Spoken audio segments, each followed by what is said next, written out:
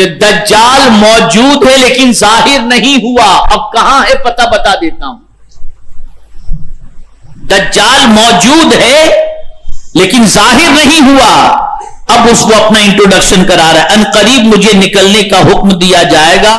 Subscribe کیجیے ہمارے channel نور رضا کو اور بیل آئیکن کو پریس کیجیے جس سے آپ کو ہماری نیو ویڈیو کی نوٹیفیکیشن ملتی رہے. اس وقت دجال کہاں ہے؟ دجال کا ٹھکانہ کہاں ہے اسے سماعت فرمائیں. ایک بار رسول اعظم صلی اللہ علیہ وسلم نے اپنے پیارے صحابہ کو نماز کے بعد اپنی اپنی جگہ بیٹھے رہنے کا حکم دیا اور پھر ارشاد فرمایا کیا تم جانتے ہو کہ میں نے تمہیں کیوں جمع کیا ہے؟ صحابہ کرام علیہم الرضوان نے عرض کیا اللہ اور اس کے رسول بہتر جانتے ہیں. حضور صلی اللہ علیہ وسلم نے فرمایا میں نے تمہیں کسی بات کی ترغیب یا ڈر یا ڈرانے کے لیے جمع نہیں کیا بلکہ صرف اس لیے جمع کیا ہے کہ تمہیں ایک واقعہ سناؤں کہ تمیم داری ایک نصرانی شخص تھے. وہ میرے پاس آئے, اسلام پر بیعت کی, مسلمان ہو گئے اور مجھے ایک بات بتائی جو اس خبر کے مطابق ہے جو میں تمہیں دجال کے بارے میں پہلے ہی بتا چکا ہوں. اب سنیے, حضرت تمیم داری نے رسول اعظم صلی اللہ علیہ وسلم کو کیا بتایا کہ آقا کریم صلی اللہ علیہ وسلم فرماتے کہ جو میں تمہیں دجال کے متعلق بتا چکا ہوں ان کی خبر اسی کے مطابق ہے. اب وہ کیا خبر ہے اسے سماعت فرمائے.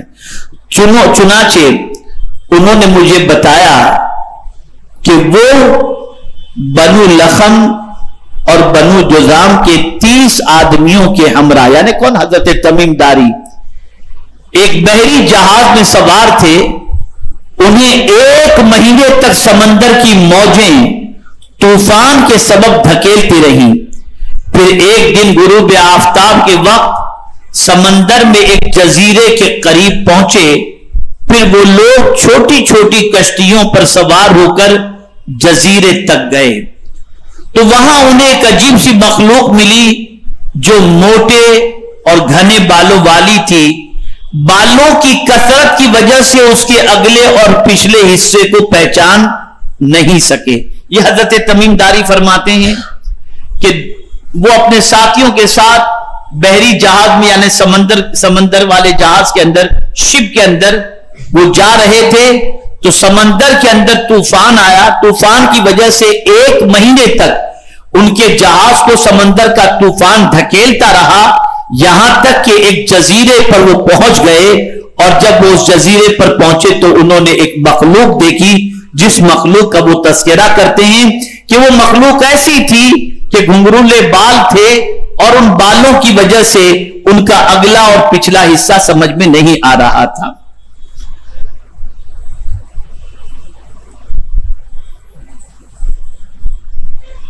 انہوں نے اس سے کہا کہ تیرا کھانا خراب ہو, تو کون ہے؟ یعنی اس مخلوق نے حضرت تمیم داری سے کہا تیرا کھانا خراب ہو تو کون ہے؟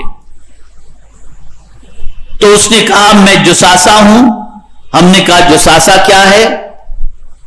تو کہا تم لوگ اندر گرجے میں اس شخص کے پاس چلو جو تمہاری خبر کے بارے میں بہت بے چین ہے. جب اس نے نام بتایا تو ہم گھبرائے کہ کہیں وہ شیطان نہ ہو. بہرحال ہم جلدی جلدی گرجے تک پہنچے. وہاں اندر ایک بہت بھاری بھرکم شخص تھا. ہم نے اتنی بڑی جسامت والا یعنی پستہ قامت اور بہت موٹا اور ایسا مضبوط بندہ ہوا شخص پہلے کبھی نہیں دیکھا تھا. اس کے ہاتھ کندھوں تک اور گھٹنے ٹخنوں تک لوہے کی زنجیروں میں بندھے ہوئے تھے. ہم نے پوچھا کم بخت تو کون ہے؟ اس نے کہا کہ جب تم نے مجھے پا ہی لیا ہے اور مجھ سے واقف ہو گئے ہو تو مجھے بتاؤ کہ تم لوگ کون ہو. ہم نے کہا ہم عرب کے لوگ ہیں. اس کے بعد سیدنا تمیم داری نے اپنے بحری سفر طوفان جزیرے میں داخل ہونے اور جساسا سے ملنے کی تفصیل دہرائی.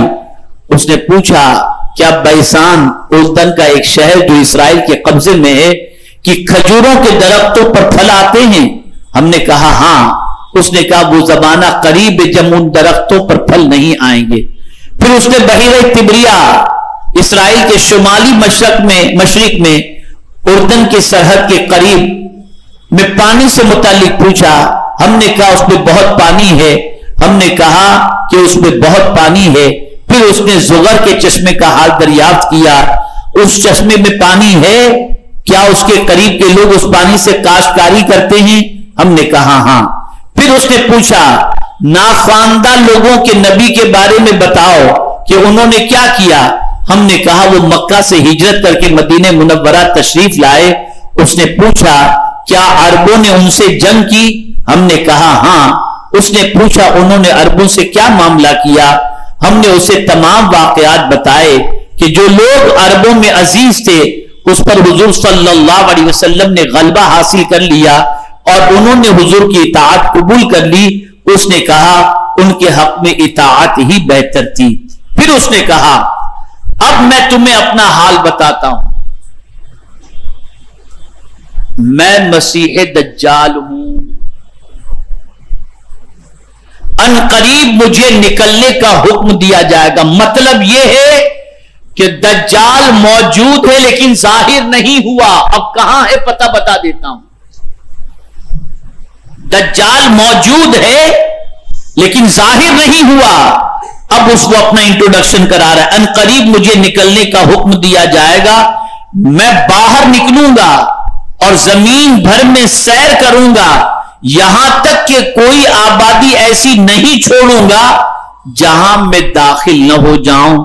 40 راتیں برابر گشت میں رہوں گا. مکہ مکرمہ اور مدینہ منورہ میں داخل نہیں ہو سکوں گا. وہاں جانے سے مجھے روک دیا جائے گا.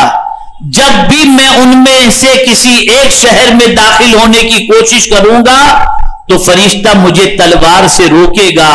ان شہروں کے تمام راستوں پر فرشتے مقرر ہیں.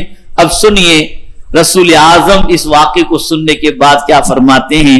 یہ واقعہ حضرت تمیم داری سے سرکار نے سنا اور اس کے بعد یہ واقعہ صحابہ کو حضور نے سنایا. اب سنانے کے بعد حضور کیا کر رہے ہیں؟ یہ واقعہ سنانے کے بعد آقا کریم صلی اللہ علیہ وسلم نے اپنا عصا شریف منبر کر مار کر فرمایا یہ ہے طیبہ، یہ ہے طیبہ، یہ ہے طیبہ. اس کے بعد مصطفیٰ جان رحمت صلی اللہ علیہ وسلم نے فرمایا کیا میں تم سے یہی سب نہیں بیان کرتا تھا؟ لوگوں نے عرض کی جی ہاں حضور.